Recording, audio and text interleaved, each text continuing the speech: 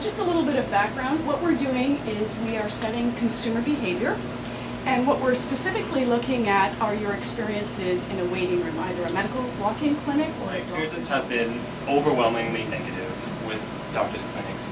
I don't find that they ever tell you exactly how long the waits are in actual reality. They always make it sound better than what it is. I always feel that the materials there are old and outdated. There's nothing for me to actually read, and I'm sitting next to a sick person all the time. There isn't much to do. The magazines are woefully out of date. There might be a little TV playing, generally seems to be on CB24 or Tattoo This on the Learning Channel. I don't play with my cell phone in an emergency room, although at my doctor's office I do enjoy trying to find out who perhaps may have a pacemaker in their implanted. No cell phone, but I have my cell phone on, and I usually use my iTouch and stuff like that. You're as bad as Lucas. Not in the hospital, though. No. In the doctor's office, I do. So I have two lawbreakers here. Is that what you're saying? Yeah. Okay. Is it against the law though, or is it just in hospitals, I think. And if you're not really sick when you're there, by the time you leave, 3, 4, 7, whatever hours later, you know you're going to be sick because you're in such close proximity to all these people who are just coughing all over you. And the waiting room itself is just such a dirty environment. Like, I'm afraid to touch the newspapers and the magazines, and I'm amazed, Lucas, that you said that you do. Because I'm just like, myself. well, that's the thing, is there's just gotta be so many germs. Like, you might as well just start licking things while you're in there. So if you don't touch the magazines and the newspapers, what do you do in the waiting room? I'm also a lawbreaker. Oh, okay. I usually use my cell phone. Text message. I usually, if I remember, I'll bring a book, but sometimes when you're really sick, you just can't like think of anything, and if they tell you it's only going to be a certain time, I don't really like to read the magazines because everyone's sick in there. It's like gross. They're old anyway. Yeah.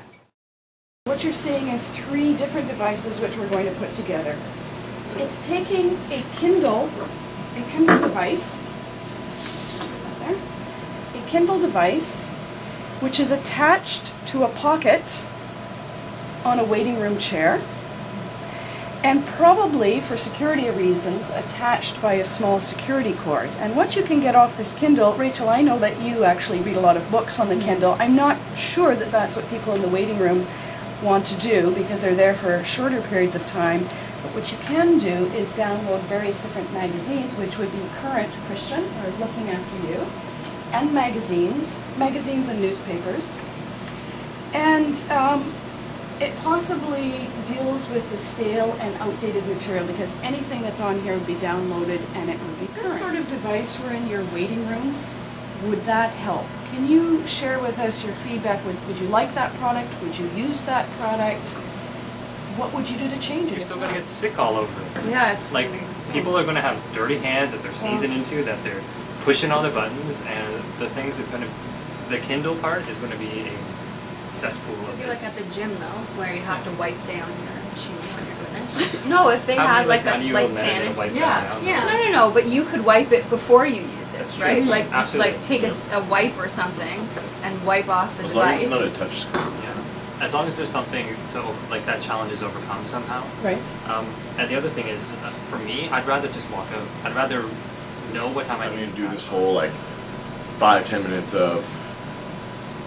So what's wrong with Would you do you? it on the Kindle type device? Yeah, if that's an option. That way, it would speed the process along. Update the doctor a little bit, and like he could see before, or she could see before they went. To figure out who gets the most priority, Yeah. they make you tell the receptionist. an But emergency depending on, room, yeah. well, it Yeah. depends. But depending on the size of the room, everybody can hear you. I know when I went to a walking clinic a couple months ago, and Roberta, you might remember this too. And I went and I had to tell them what was wrong with me. I ended up telling essentially the entire waiting room that I thought I had been drugged. Oh yes, I remember this. So that was really something I would like to not have told everybody in now your whole MBA class. No. Not to mention your colleagues.